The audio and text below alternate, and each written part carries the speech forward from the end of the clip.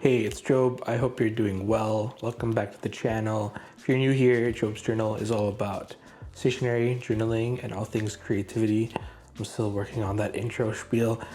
If you can tell, I am very tired looking, and it's actually like 8 o'clock in the morning. I just got back from a morning walk, and I wanted to talk about Hobonichi and planner season, and this is just like a super casual, like kind of vlog at home. I'm gonna make some coffee while we're doing this. Usually I would say I would do like a really fancy coffee and grind my beans by hand and use, I gotta show this to you, the cutest scale ever. It's my Hario scale. They came out with a pink one.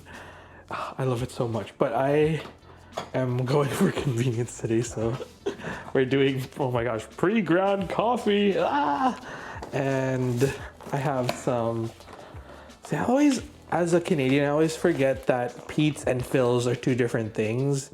I know Phil's is like an SF based company, and I actually don't know where Pete's is from, but that's what they have at the grocery store.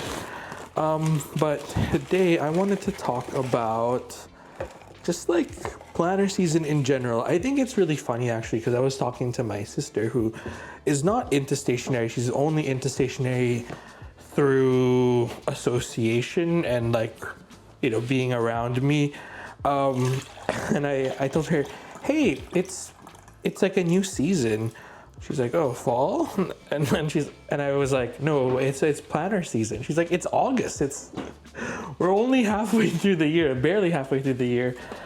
And I actually had to stop and think about that, because it's so normalized for people that are in this hobby or community. And I was like, yeah, wait, why are we planning our things so early? Obviously, it's not really like the consumer's choice. It's kind of like planner season is thrust upon us from the retailers that make the planners. And obviously there's a big spectacle online. I think the hard thing is that you can't really, you can choose to participate in this kind of cultural, not timeline, but like event, but it's hard to kind of opt out from it if you are in the community, because it's just all around you. And as someone who works in a stationery company, I'm also like forced to be part of this release timeline. But if you think about it, I think the whole notion that planner season happens about halfway through the year is actually quite sad for the consumers, because we are halfway through the year. Some of us, are using our planners, and then halfway through the year, we're forced to think about what we want to buy next year. And we're kind of already mentally not throwing away, but like we're mentally moving on already to new covers and new planners. And I think that's the part that I guess really does fuel the overconsumption beast, because we are really moving too fast. And yeah, I guess that's kind of like what's been on my mind lately. I know it's not just Hobonichi, like everyone's releasing, planners and planner refills. Like the Diary 2026 theme for Travelers Company was released a few days ago, and that's launching in September. The Plotter refills are coming out, I think, around September as well. But I think it's hard because for modular systems, you're kind of just buying the refills. So it's like, it is a little bit of a fun spectacle, but also it's not as a big of a dopamine rush as buying a full-on new notebook cover. And I think that's the hard part about Hobonichi right now, is because we're all kind of looking at all the new covers. And I was torn between talking about this topic or talking about the covers that I want to get. And I thought we could do both, but also I think it's better to talk about the critical side of these things, because I don't know, it's a topic that has become so normalized. Like, what are you getting for Hobonichi this year? What are you getting from Jibun Techo this year? Actually, I don't think anyone ever says that, because Jibun Techo only has the same thing every year. Do they have different covers? I'm not sure, but I feel like when we say planner season, it really is just Hobonichi season right now. But yeah, that's kind of like what's on my mind. The coffee's brewing. Look at my little coffee maker. But yeah, I thought I would go through the different covers that I have here in Long Beach. I have a few more covers and Hobonichis in Canada, but for the record, I've only ever completed one Hobonichi notebook, and it is a Hobonichi Weeks in 2021, and it was actually a gift from the stationery community. A lot of friends from like the Twitch community banded together to gift me one, because I talked about the Weeks a lot and how I was really interested in trying it. And the following year they also gifted me another one, and I actually got through that about halfway. I think that one's 2022, and then 2023 I paused on the Weeks because I didn't fully complete 2022. And then in 2024, when I remember this, I was at work and I got this. I didn't even have my permanent like place that I was staying, which is now my apartment here.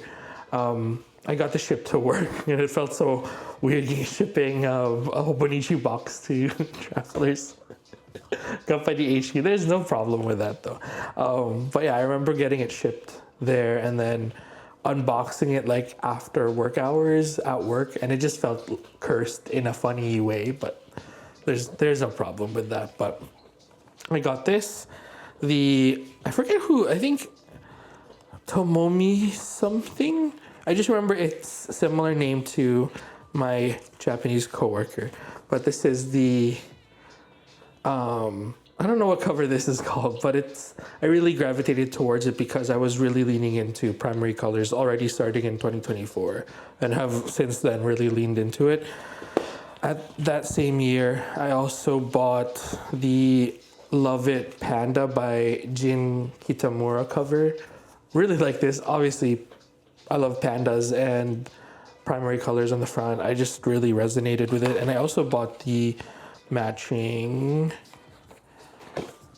pencil board. And I think this round of purchasing from Hobonichi was my last purchase. I didn't buy anything in 2020. Yeah, I didn't buy anything in 2020. Wait, 2024? Wait a second. This is 2024 too. Okay, so I purchased this, and then I remember I worked with Jet Pens for a video, and they sent me the bow and tie hone, which has the dragon cover on it. And this was honestly the most fun I've ever had in a Hobonichi ever. I was really sad that I didn't complete it, but this was my first kind of Hobonichi hone / Techo original experience. The hone is just a hardcover Hobonichi Techo, and I think it is great. But the reason I'm showing you all of this is that none of these are complete. And I think that just shows that when you want to participate in a community and the culture, sometimes a lot of it is wrapped up in consumption, especially the like notebook and journaling and stationery hobby. And I think the hard part for me is like participating in it, but also at a level or in a way that works for my budget and lifestyle. And also as someone who makes videos about it, how can I portray that it's okay to not participate in it? Because it's hard. It's so fun to participate in the hype, like when we're all talking and buzzing about Hobonichi, it's so fun, or a new release.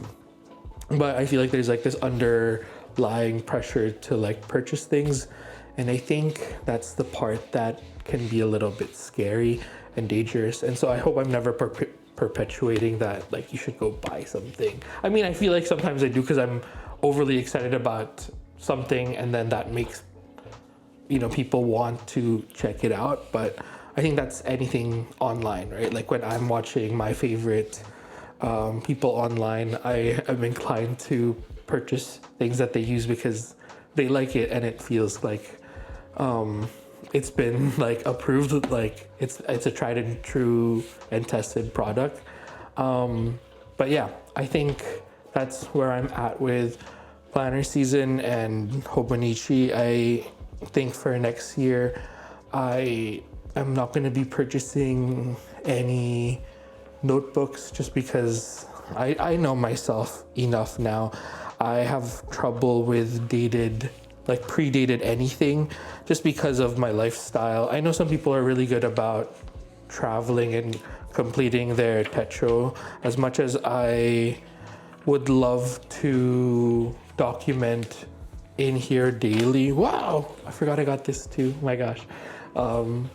I much rather document my life in a way that I've been used to and a way that I have enjoyed and has felt personally fulfilling for me. At this point, I've filled up like 50 traveler's notebook inserts and refills in 10 years, and it's really incredibly exciting to look at that archive and to, I don't know, just like look at my year in like these tiny notebooks. And some people might think that that is not as satisfying as getting one book that encapsulates the whole year, but it's kind of just how I've been documenting my life for the past decade, and it's what's working for me. And obviously that doesn't work for everyone because everyone has their own preferences, but knowing myself, I really do flourish in like an open system where I can just document when I want to, and yeah, document my travels in the same format as well.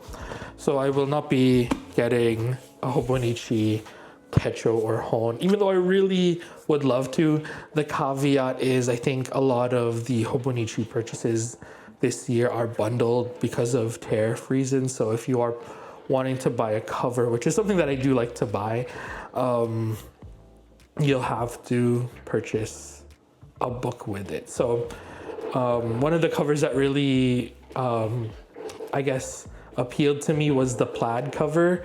I'll put a picture over here. The plaid cover is really nice. Also, if you're hearing noises, the coffee's almost done. We can make coffee after this. Yeah, the plaid cover is really nice. I also really like the bow and tie cowboy or horse cover. It's here, the horse. And I thought it'd be cool to use that inside the plaid. I know the Hone, you're just supposed to use it as is, but a lot of people put these into covers still. And I think if you are gonna put that Hone in a cover, the plaid one would be great. Like I think about that all the time. I wish someone does it because it looks so good. And then I think a shocker pick for me is the silver cover. I don't know, it feels so chic. Like I don't know if I'm that person for that cover. I want it. I might impulsively buy it if I see it, in Canada, if it's not being sold in a bundle in Canada. But I don't know, it's just very like chic. Just imagine like you're in an all black outfit, you have a black leather bag, and you just pull out this, I don't know, like silver notebook with the bright brat green. It's like a really bright green, like clover bookmark. I don't know, I think it's super cool. And then I think for the weeks, I really enjoy the, what is it called? It's like the pastel artist. It looks so good. It's like a night sky. I'm a sucker for the kind of like midnight stars aesthetic that Hobonichi does. I think this year's Hiroko Kubota cover is not my favorite. I don't think they did anything actually this year. They did it for the 5-year, but I don't know. They've been killing it with the past. I mean, I really enjoyed the ones from 2 years ago, like this one, and then the kind of pink cover. I have that one too. I think that was my first real Hobonichi cover with the butterfly flaps. I did buy it. OGs would remember I did purchase a Hobonichi A5 cover once in the past, and it was the Cookie Monster one, and I quickly sold it. I was just enamored by it, but ultimately it was not, I don't know, it just felt like something that I couldn't use, and it went to a better home. But yeah, I think those are my picks, but right now, as of right now, I don't think I'll be purchasing any. But if you do see me with those covers that I mentioned, don't be shocked, because sometimes they go on sale. Like I think buying a Hobonichi like in March, I know like you'll miss the first two months or 3 months, but they go really cheap online and on in-person stores. Like I think at High Tide there was like a Hone for like $15 or something, and I really like that. So if you are interested in like purchasing or trying a Hobonichi, you can always purchase it later. I mean, it defeats the purpose of having a planner at the beginning of the year, but if that's like, you know, price is a big issue, I think that's it. Yeah, those are kind of my rough thoughts.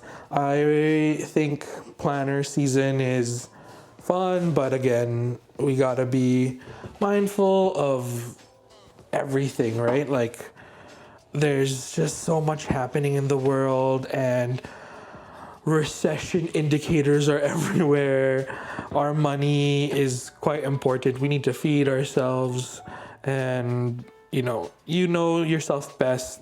You know where your money needs to go. So, ooh, I'm spilling everywhere. So I think, yeah, trust your heart and intuition, and yeah, unless your intuition is like, go into credit card debt. Otherwise, I think you know yourself best, and you know what systems work for you. And sometimes we kind of like lie to ourselves because it's fun to be part of the hype in the community.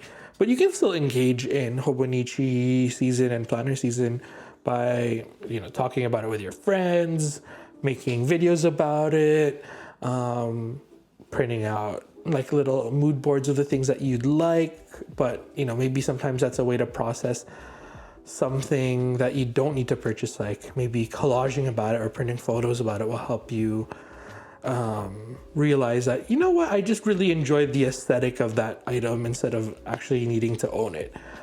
So yeah, there's many ways to participate and to obviously enjoy this season, but just know to trust yourself and your intuition.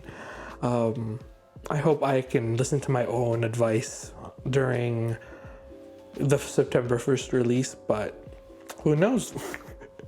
I come back and be like, the largest Hobonichi haul known to man. Just kidding. I think that's it for today. I know that was kind of like a little rambly, nonsensy, but I really enjoyed having this little morning with you. It's about 8:54, so I have 5 minutes to start drinking this and start my work day. So cheers to you for watching this video and for, I don't know, just being a really mindful participant in this community. I feel like everyone who has watched Job's Journal has been so cool and have such awesome opinions and takes, and is super inclusive of the whole community. So I'm thankful that the community that has formed around Job's Journal is so special and so kind. Okay, I'm being mushy and I don't want to cry before work. I'll see you in the next one. If you made it to the end of this video, leave your favorite notebook emoji in the comments. And if you want to support me directly, why don't you check out my Patreon? There's more exclusive videos and printables there as always. Okay, I love you. Job done here. Bye-bye.